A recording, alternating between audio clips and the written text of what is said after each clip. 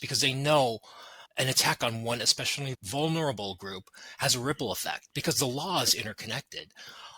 An attack on trans people, an attack on communities of color, it ripples throughout the entire civil rights world.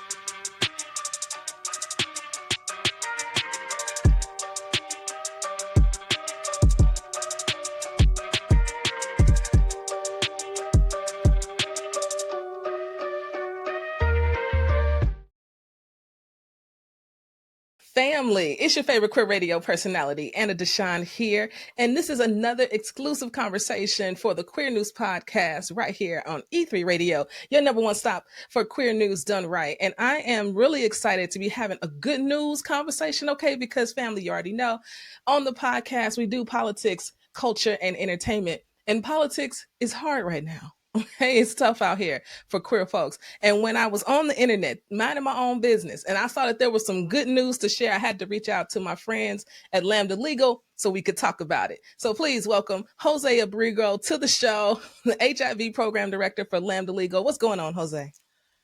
Thank you so much for having me. Great to be here. Yeah, I'm glad you're here, and I'm glad we could talk about something good. Okay, can I tell you what I read? I read Lambda Legal wins U.S. government restores $6.2 million. Child, when I saw $6.2 million, I stopped in my tracks, okay? $6.2 million in cut funds to LGBTQ plus and HIV orgs. And I saw that and I said, I have to ask somebody what this is all about. So, Jose, I understand that you all challenged 3 executive orders. Can you tell us more about that? Yeah, so we challenged 2 obviously unconstitutional, obviously illegal executive orders issued by the Trump administration, literally his first day into office. 2 are anti-DEI executive orders. They attempt to render DEI illegal across the United States.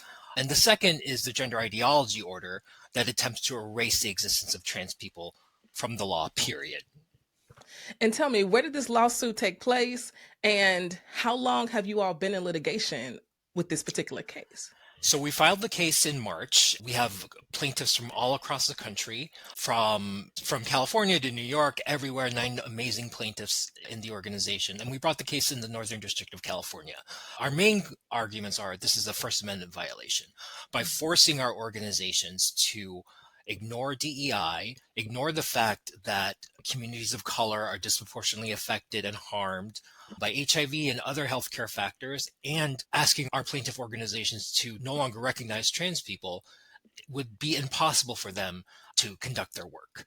So it's a violation of the First Amendment. The government is trying to force their discriminatory viewpoints onto our clients. And if they don't adopt those discriminatory viewpoints, they would take away their funding. And that started. And so as a result of this lawsuit, we won a preliminary injunction, which has restored $6.2 million, a little bit more than $6.2 million in funding to these 9 amazing organizations across the country so that they could continue serving their community. They could continue serving trans people. They could continue serving communities of color. And it's just an amazing win overall, and we're very happy with it. Amazing. Congratulations. This type of injunction is what's needed. I feel like the courts are standing in between us and true fascism and authoritarianism in this country. I feel like they're the thread holding on to the last pieces of democracy that we have right now. To see a court say, yeah, this is wrong, yes, this is unconstitutional as it pertains to the First Amendment means a whole hell of a lot right now. So I don't know, Jose, not to put you on the spot or anything, but do you know the names of these 9 organizations off the top of your head?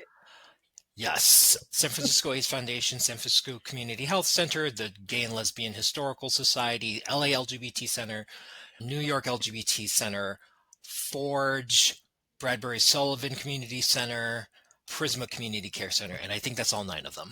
Wow. You locked in, Jose, okay? And this is why I really do appreciate the work that Lambda Legal is doing, because you are helping the organizations on the ground that are helping all of us. This particular win also is important because all I feel like I'm reporting on is bad news as it pertains to the political environment right now, especially as it pertains to queer folks. Jose, in the grand scheme of all the work that you all are doing, how important is this win on the timeline in this fight against the Trump administration? Yeah, he's only been in office for 7 months at this point. But we're winning in the courts. We are constantly winning in the courts. This case is an example of it. This case is one of the first cases that challenged the gender ideology executive order, which is discrimination writ issued by the president's office, and one of the many cases challenging the anti-DEI executive orders. And so what the Trump administration is trying to do is they're trying to attack their disfavored groups, because they know an attack on one especially vulnerable group has a ripple effect, because the law is interconnected. An attack on trans people, an attack on communities of color, it ripples throughout the entire civil rights world. For example, we raise equal protection claims. This is discrimination under the Constitution because it violates equal protection. A ruling on equal protection for LGBTQ folks has the same impact on communities of color, has the same impact on women, has the same impact everywhere. So a question that I get asked is, why these 3 executive orders? Why the racial executive orders, the anti-DEI executive orders, and why the gender ideology executive orders? What's the thread that ties them together? The thread that ties them together is systematic oppression. Oppression on one group is oppression on all of us. I think because I lead our HIV work nationwide, I think it's especially illustrated there. People living with HIV, it's mainly the Black communities who are being affected by HIV, and it's mainly trans folks who are being affected by HIV. Those are the 2 communities most at risk for HIV. And ordering these organizations to ignore the existence of trans folks, ignore the fact that HIV disproportionately affects the Black community, is essentially like asking a surgeon to tie a hand behind his back and perform surgery. So these are needed concepts that the organizations have. It's an existential crisis. They cannot function unless they target services and serve communities of color and trans folks. And the administration took away a lot of their money to do that. And we were able to restore it, and we're keeping them afloat to be able to serve the communities and to be able to make sure that our community survives. So I'm really happy about that. And thank you for that analogy. I think sometimes we need to be able to see it in some type, shape, form, or fashion. So the idea of their hands being tied behind their back, quite literally, because of who they are choosing to serve with their work, right? I think more people need to hear it just like that. So what does this temporary injunction mean? So understand that this just over 6.2 million has been restored. What happens next? Yeah, so the preliminary injunction is in place. We expect the government to appeal that preliminary injunction. So what a preliminary injunction does is it keeps the status quo for the remainder of the case. As lawsuits could take years, and especially complex lawsuits like this will take years to litigate, a preliminary injunction protects our clients so that they do not have to follow these illegal executive orders while the lawsuit takes place. So it gives them cover to continue serving their communities. It also keeps them funded to serve these communities. We know the Trump organization is eliminating money to serve communities of color, to serve LGBTQ communities. We just saw what happened with the Trevor Project.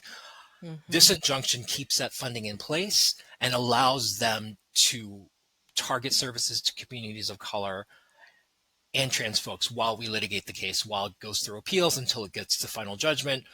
Hopefully by then, who shall not be named will be out of office, and this will no longer be a problem anymore. But that is the goal, to protect our plaintiffs for as long as they can, to continue serving our community for as long as they can. And isn't that just such an important part of the legal work we're doing right now? Is that it's about waiting this game out a bit, right? This is about when culture and politics collide, these next 3.5 years, the work that's needed to advance people's mindsets, the message to see the damage of this administration is having on people, the promises that aren't kept, yes, and the ones that are, and what it really means when they are kept against some of the most vulnerable in our country. Preliminary injunctions are a way for us to wait it out. At some point, we just have to wait this moment out. And yes, we will survive, but what will be left? And so if we don't have these preliminary injunctions in place, what could be left is nothing. Literally 60, 80 years of civil rights, liberation, movement, revolutionary work could literally be gone has been able to do in 7 months could be gone in 4 years if the legal battles like this one don't work in our favor.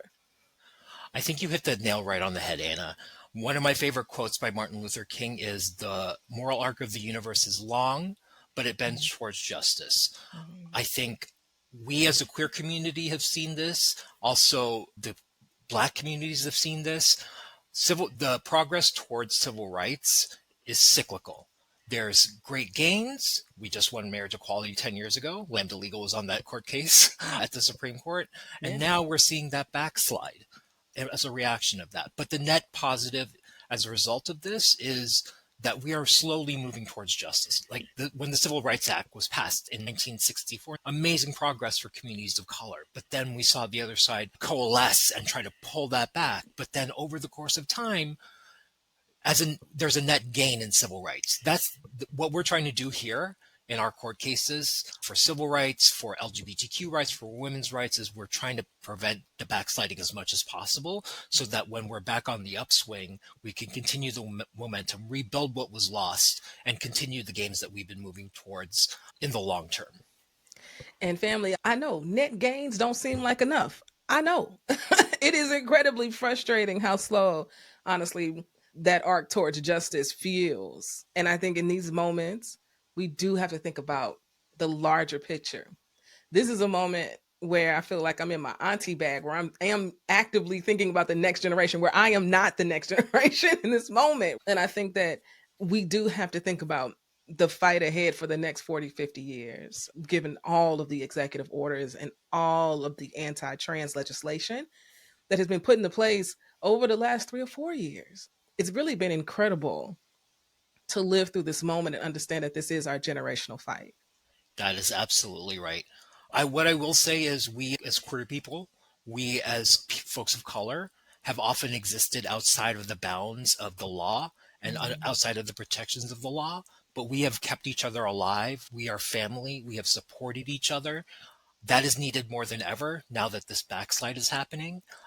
But always look to the future, always look to where we will be in 10, 20 years, where the future queer kids and future kids of color will be in 10, 20 years. We want to leave a better world for them. The purpose of this case is because I and Lambda believes firmly in a multiracial, pluralistic democracy that has equality as one of its foremost values. And that's something we want to build towards. So that's something we need to keep our eyes on the prize on. That's what we're moving towards. Right now, it's really hard because we're backsliding, but we protect each other. We support each other. But in the long term, we will achieve that goal. We fight and we will win. Period, point blank. And we always have and we always will. Jose, thank you so much for joining me on the podcast on E3 Radio and to share this win with us. I think it's important for us, family, to pause sometimes and really take in a win, because when all can seem lost, it is so important for us to understand that there are wins happening that we may not see all the time. And so this is a win that we can not only see, but we should celebrate. Okay. We should be thanking Lambda Legal for their work, making donations if we can. And you stay locked in right here on the Queer News Podcast for more news just like this. Okay. This is the type of work I want to be doing in this moment. I think this is the type of work we need in this moment. So stay locked in to E3 Radio, your number one stop for queer news done right.